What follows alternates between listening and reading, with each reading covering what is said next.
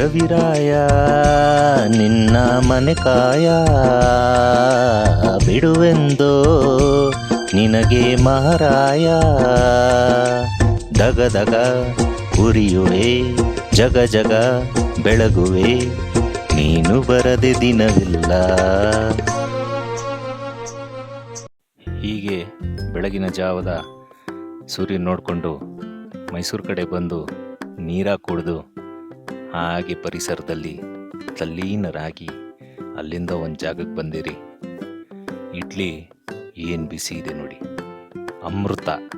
ಇಷ್ಟು ಚೆನ್ನಾಗಿರೋ ಇಡ್ಲಿನ ತಿಂದು ನಾನು ನನ್ನ ಗೆಳೆಯರು 4 ಜನ ಆರಾಮಾಗಿ ಈ ಒಂದು ದಿನನ ತುಂಬ ಚೆನ್ನಾಗಿ ಕಳೆದ್ವಿ. ಇಡ್ಲಿ ಮಾರೋರ್ ಕತೆ ಕೇಳಿ. ಅಣ್ಣ ಏನಣ್ಣ ನಿಮ್ಮ ಹೆಸರು? ಮುಡಿಗೌಡ. ಅಣ್ಣ ಏನೇನ್ ಮಾಡ್ತೀರಾ ಇಲ್ಲಿ? ಇಡ್ಲಿ ಬಾತು, ಟೊಮೊಟೊ ಬಾತು, ಕೊಡಪ ಅಂತ ಹೇಳ್ತಟ್ಟೆ. ಆಮೇಲೆ ಇದಿಷ್ಟೇ ಬೆಳಿಗ್ಗೆ ಹೊತ್ತು. ಮಧ್ಯಾಹ್ನ ಮಾಮೂಲಿ ಅನ್ನ ಸಾಂಬಾರ್, ರೈಸು, ಮೊಟ್ಟೆ, ಚಿಕನ್ ಹಾಕಿದ್ರೆ ಚಿಕನ್. ಓಹೋ, ಓಕೆ ಓಕೆ ಓಕೆ ಅಣ್ಣ. ದುಡಿಮೆಯೇ ನಂಬಿ ಬದುಕುವುದು ಅನ್ನೋ ಸಾಲುಗಳು ಇವರಿಗೆ ಸೂಕ್ತ. ದಯವಿಟ್ಟು ಫಾಲೋ ಮಾಡಿ, ಶೇರ್ ಮಾಡಿ.